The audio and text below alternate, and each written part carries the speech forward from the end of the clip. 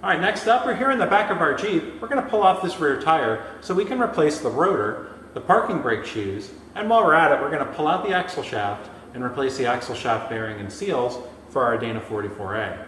We'll go ahead and pull off the tire.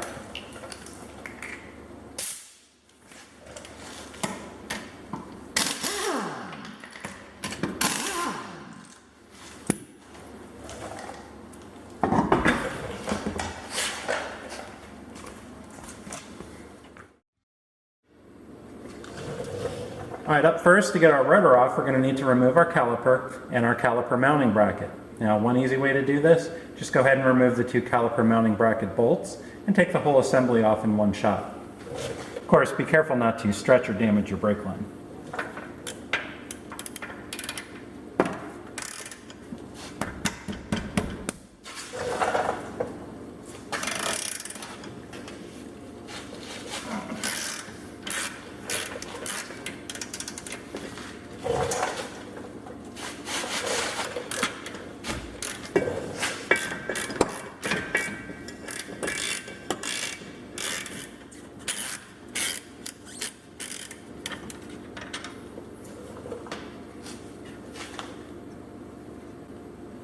All right, with the two bolts out, you can go ahead and pop off the caliper and bracket assembly.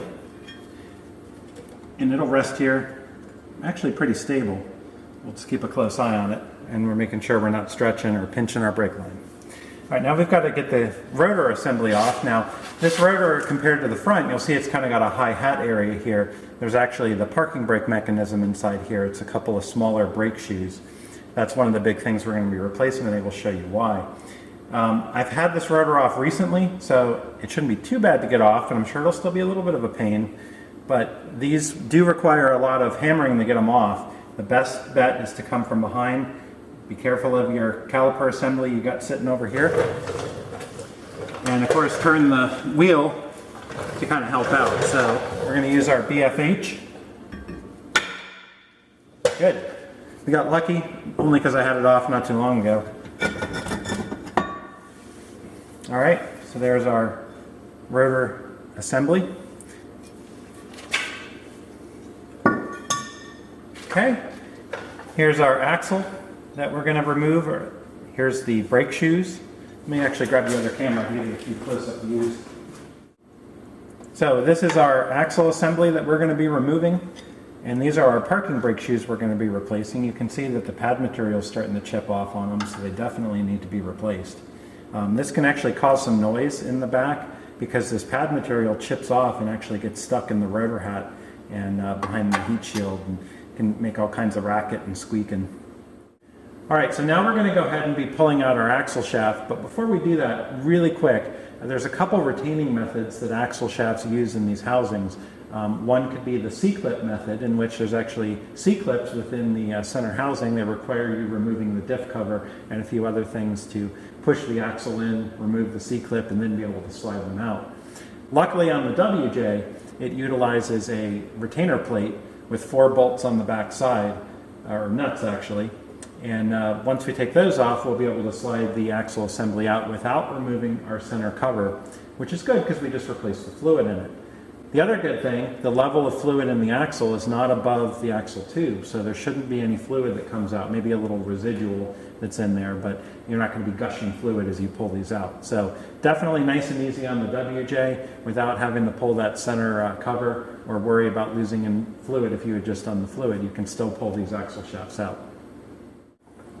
All right, so first things first, we're going to remove the retainer nuts on the back. There's 4 of them. Let's get back here and make sure we get a little bit of lubricant on the threads.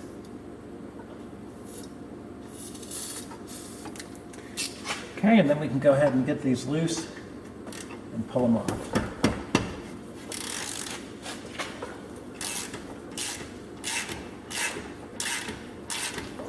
Now you will see your ABS sensor wire back here. If you're careful, I don't see a need to remove it.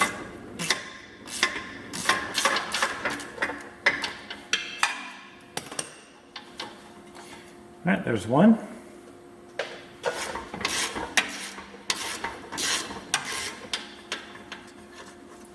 And there's 4. All right, so before we move on, real quick, just a couple tactics for getting the axle out. All right, so let's go over a few tactics for getting the axle out. So you're going to need to get a little pressure on the axle to get it to pull out. It shouldn't just pop out unless your bearings are completely shot and they separate on you. So there's two methods that you would use to go ahead and get this axle loose. The first one, if you have the tool, you can go ahead and use a slide hammer. And the slide hammer works by getting the right adapter. In this case, this one should fit. We'll see if it does. It's spun on. All right, so with your slide hammer, you could find an adapter that works. You could put it over your lug nut studs, go ahead and put on a couple lug nuts, and then use that to go ahead and, as a slide hammer, that allows you to pull it out. So that's one method you could do. And there's different types of adapters. You have the claws that then come behind. If you've got enough stud length, you can get a good amount of threads on. You could use something like this. In our case, I'm not even going to worry about this. I'm going to show you a method to do it, assuming you don't have a special tool, you don't have a slide hammer. Well, you do have your brake rotor, especially since we're replacing it, we're not too worried about it. So let's go ahead and put it on backwards. Okay, we'll take two of our lug nuts and get them on. Do one there, we'll do one here. Let's zing those on really fast.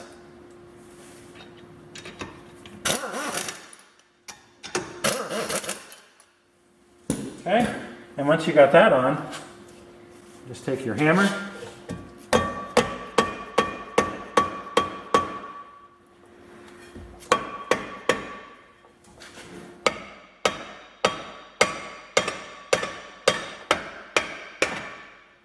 And there you go. That's one trick for removing that axle, that first bit, without using a special tool like a slide hammer.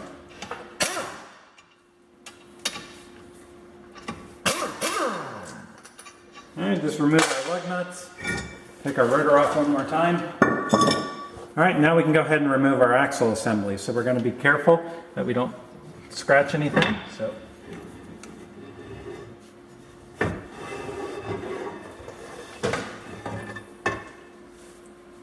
okay, there we go. There's our axle shaft. Alright, now the only thing you're going to need to do is if it does not come out with the actual bearing assembly down here, you do have a bearing race to remove, and it should pretty much just pop out like that. Okay, so this would actually, and you'll see on the new one we assemble, would be down here. So with our axle shaft up on the bench, we can get a closer look at the parts we're going to go ahead and replace. We're going to go ahead, we bought a kit that comes with a new bearing retainer, the bearing and race, the seal, and this retainer plate. So we're going to need to remove all four of these pieces, and of those, these two are pressed on. Now as you can see, there's no easy way to get this onto our shop press and press these out. So what a lot of folks do, they'll take this down to the machine shop with the new kit, have these pressed off, the new items pressed on, then all you got to do is come back and reinstall everything, which is quite simple. What we're going to go ahead and do, we're going to remove these pieces, get the rest of it off, and then we'll go ahead and use our shop press to press on the new parts. Now to get these off, we're going to pretty much have to cut them off. So what I'm going to do is use a center punch on the bearing retainer. I'm going to drill it out, and that'll weaken it, and then using a cold chisel, I'll be able to snap it. And then I'll kind of do the same, but I'll use a Dremel cutoff tool. I'll cut the bearing cage, remove all that, and then the inner race, we'll go ahead and cut, use a cold chisel just to crack it, and then as you'll see, they'll slide right off the axle tube. First up, we're going to go ahead and center punch this bearing retainer. With a hole center punch so that our drill bit doesn't slip off, we're going to go ahead and remove some material from our bearing retainer and then use a cold chisel to crack it, have it lose its press fit and slide off. Same with the bearing, we're going to use a Dremel tool to cut away the cage, and then the inner race we'll use a cold chisel on as well. All the while, we have to be extremely careful that we do not nick or damage the surface at all, especially where things press fit on. So it's a very, very careful operation here of getting the parts to break and lose their press fit and come off without touching or damaging the axle shaft itself.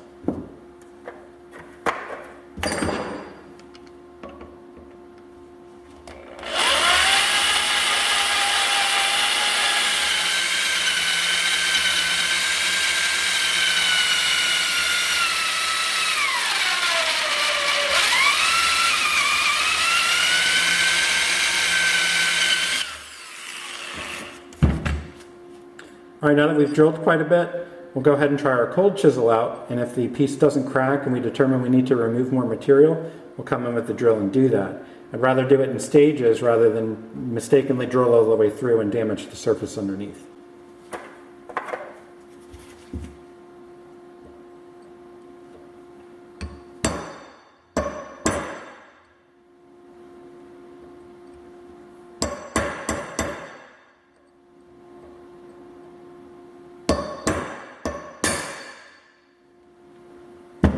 There we go. All right, as you can see, from using our cold chisel, it allowed us to crack that bearing retainer and split it apart a bit. So as you can see, it'll now go ahead and slide right off. Okay, and of course we'll be cleaning everything up from all the metal shavings. All right, so next up we're going to use a Dremel tool to cut into our bearing and remove the outer cage. And then we'll go ahead and do kind of the same thing we did on that bearing retainer with our inner race.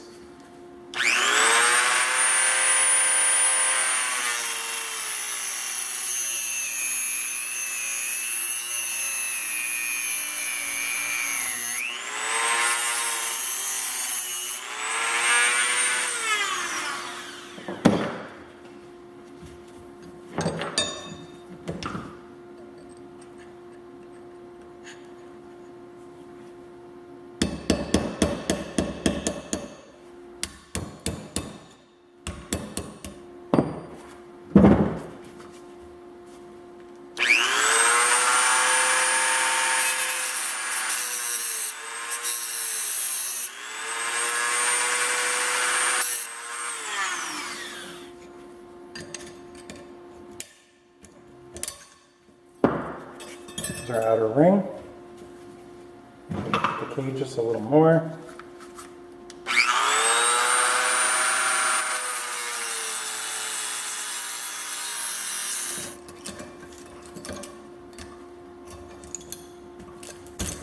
And once that's done, you can peel the cage away. Don't worry about everything falling out. We're replacing this bearing anyway. Hopefully you were able to see that. We weren't zoomed in too far, but we went ahead, once we got the cage cut, we were able to peel it away. Don't worry about the rollers falling out. And all that's left is the inner race, which we're going to cut and chisel next. But before we do that, I found you can actually go ahead now and pop off the seal and retainer and get those out of the way. It makes looking when you're cutting just a little bit easier. So pop those off. So here's that bearing plate retainer. Here's our seal. Slide those away. All right, so all we've got left is this inner race. We're going to cut a couple notches in it, and then we're going to use our chisel to go ahead and take care of it. Now this one has some very close tolerances. It's not as thick as the bearing retainer, and also it's right near this edge. So when you're using the Dremel tool, you've got to be very, very, very careful that you don't cut through.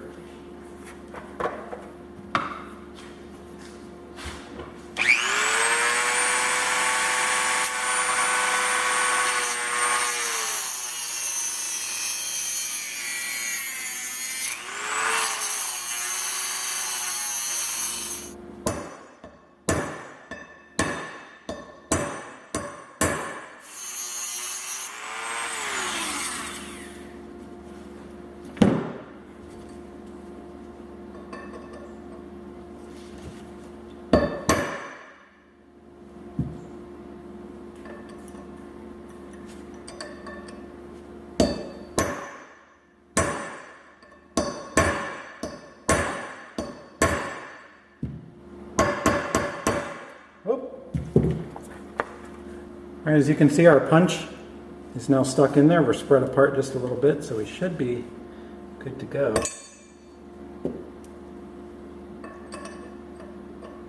Do a little more in the back here just to spread this piece. Make sure it's cracked all the way through.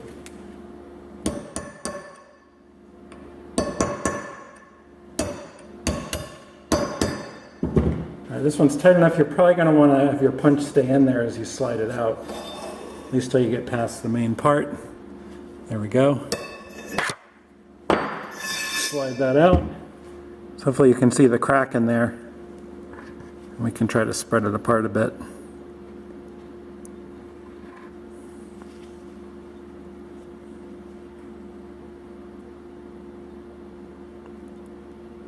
So now we just clean up our axle shaft. We're ready to head over to the press. Make sure we get all the metal shavings cleaned off. We'll use a little bit of brake cleaner to clean everything up. We'll head over to the press and we'll go ahead and get our new parts on, get them pressed in. Alright, so we got our axle standing up, resting on the lug nut studs. We're going to go ahead and slide on the new parts before we head over to the press. First things first, we mentioned, we're going to get everything cleaned up, make sure there's no dirt, metal shavings, lint from the rag, anything like that on these surfaces. We want to make sure everything's nice and clean. It's also a good time to check your axle for any signs of damage. Luckily, we're in good shape here.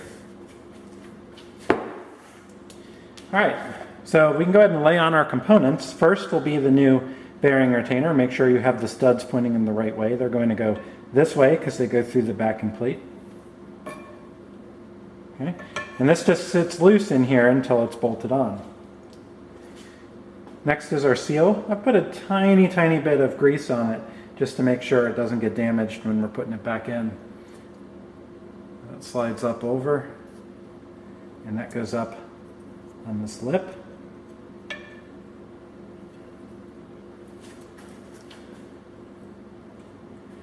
Next up is our bearing. It has the outer race already installed, and I like to pack them with a little bit of grease just to protect them on that first time you roll out on them before oil comes up from the center diff. They do come with a little bit of oil from the factory, but I figure this is just a little bit of extra insurance. Make sure that you put this on the right way. Remember when we took it out, the outer race had come off and we had the taper going this way on the bearing, so make sure when you put it back in, you have it going the right direction.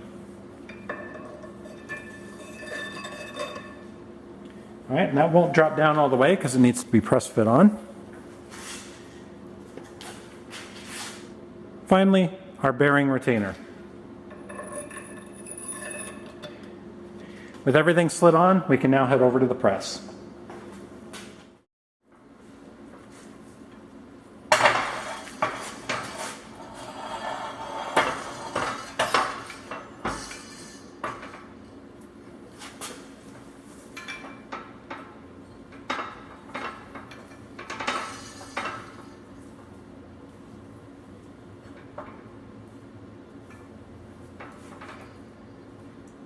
Once you make sure everything is centered, we're ready to go ahead and use our press. We'll keep a close eye on everything as we go along.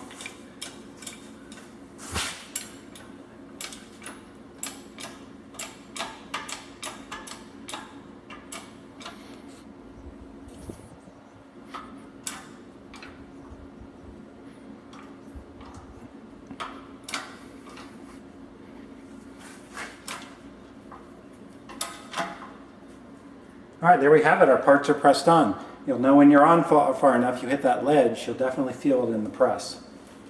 Let me just remove our axle from the press. Good to go. And there we have it. Our new parts are pressed on.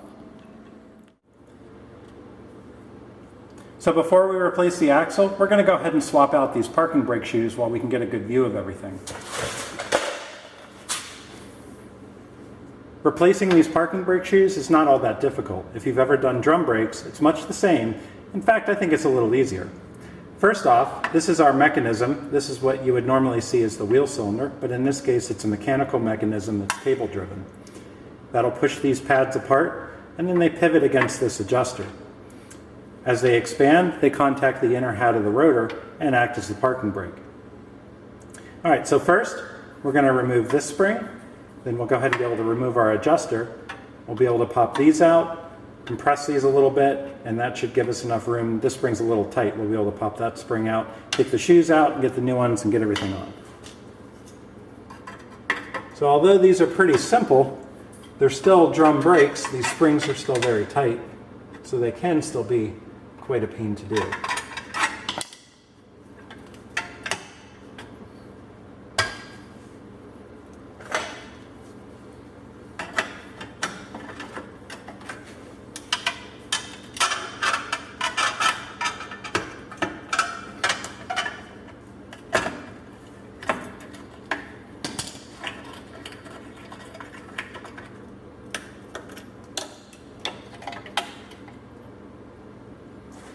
Now it's a good idea, as you take things off, to go ahead and lay them out so you can see how they go back on. These spring clips, you just push them in, and then the center retainer you turn, and it'll allow it to slide out. It can be a little fused with rust, so don't be afraid to use a little bit of persuasion to get them loose.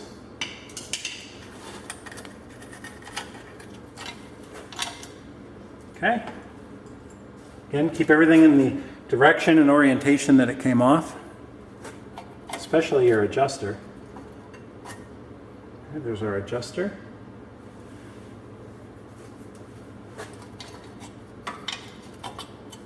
I always find that once you do that, you can kind of have the shoes come in like this. You don't have to wrestle off this one spring.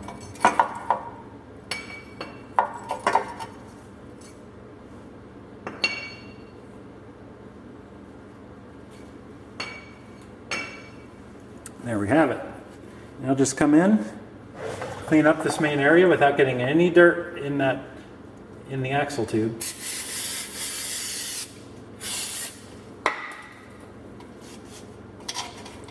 Be careful of this. This is your ABS sensor, so you want to be careful of that.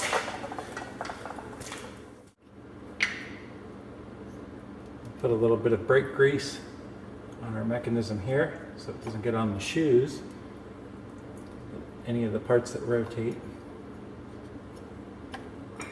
Fortunately, putting everything back together is the reverse of removal. That means it's a pain in the butt, and you can curse in reverse. One thing I want to go ahead and do is back your adjuster in all the way, since we're putting new ones on. Go ahead and grease it up as well. Make sure it moves nice and free. It's greasy.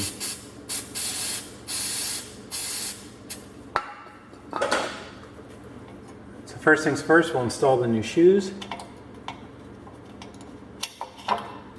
Get them on those retainers.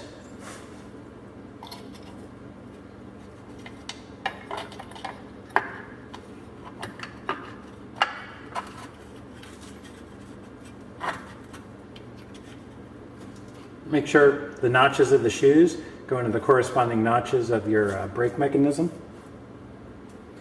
All right, before we install the adjuster, we're going to go ahead and get the front spring on because it's quite tight.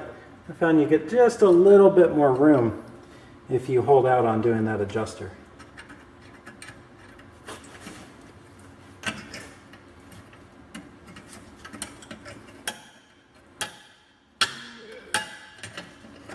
Jeez.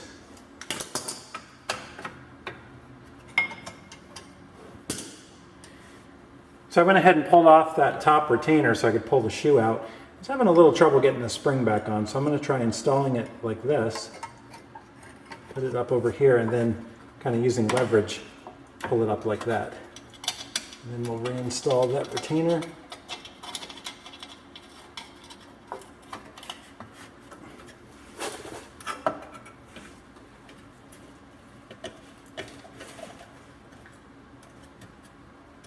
There we go. All right, what a pain. But there we go. We've got that spring installed because we did that little trick, able to use some leverage on this end. It was much easier to move. And we'll use that again. Go ahead and install our adjuster.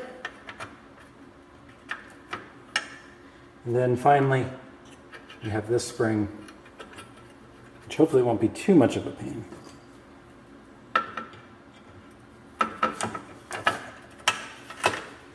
Ooh, I like that. First try. All right, make sure everything's seated, that the notches of the shoes are seated in the mechanism. All right, with that done, let's go ahead and just make sure this brake rotor will fit over. Yep, no problems. All right, at this stage, our new brake shoes are on. All we need to do is clean them up with a little bit of brake cleaner, since we had our greasy hands all over them.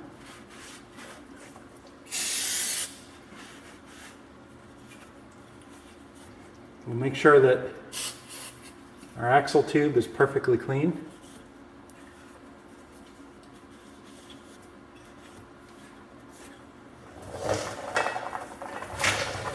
We're ready to reinstall our axle.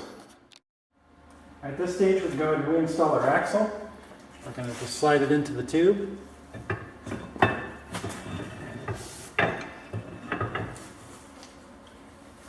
And then you might have to hold it up a bit to get the splines to go into the center section.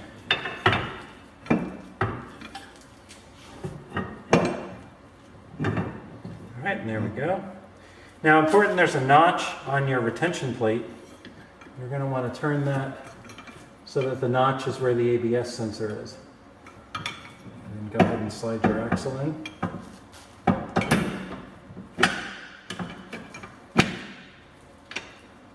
Get your retention plate lined up. And then we can use a mallet to drive it in.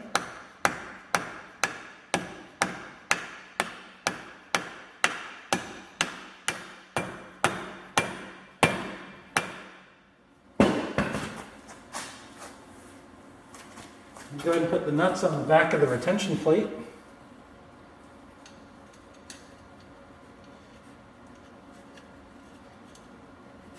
And we'll get those tightened up and torque them down the factory spec.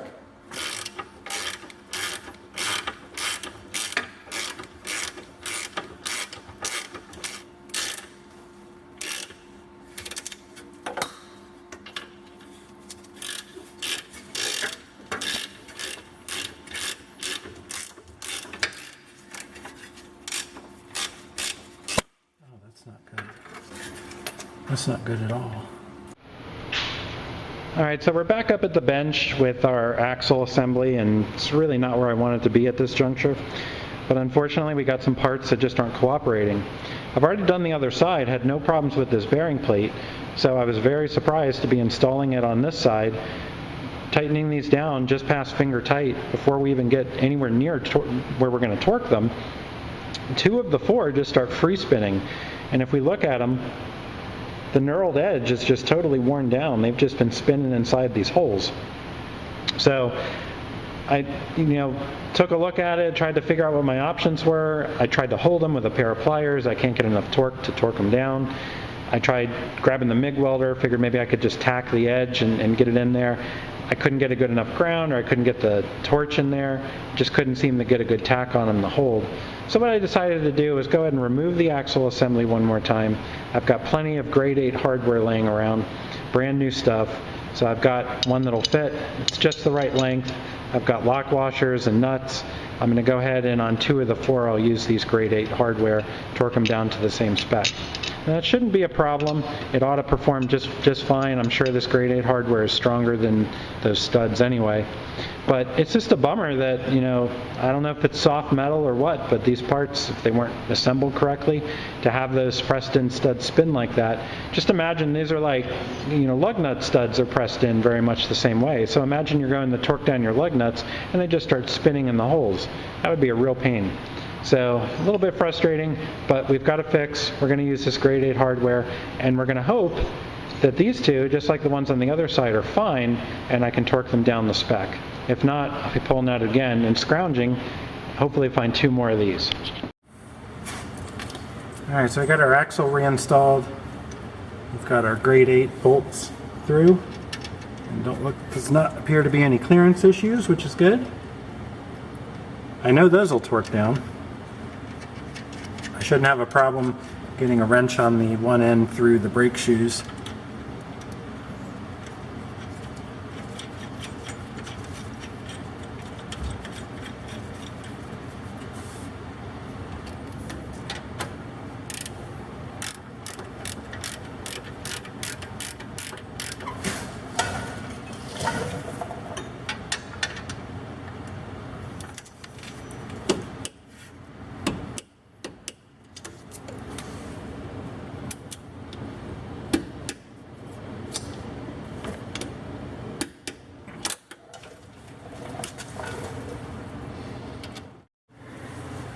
Once the axle's torqued down, let's make sure our brake shoes are clean. And we can install our new rotor.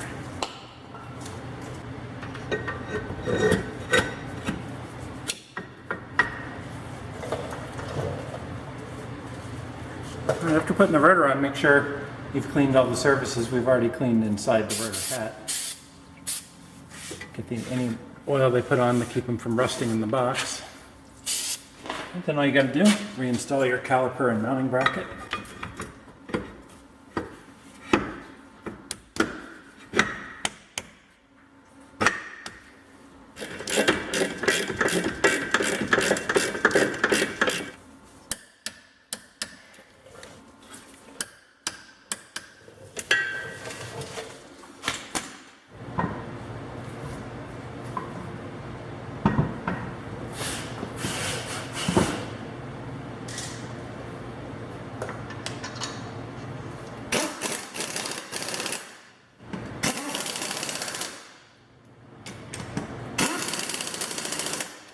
So now we just got to torque the lug nuts and then we can take it for a test drive.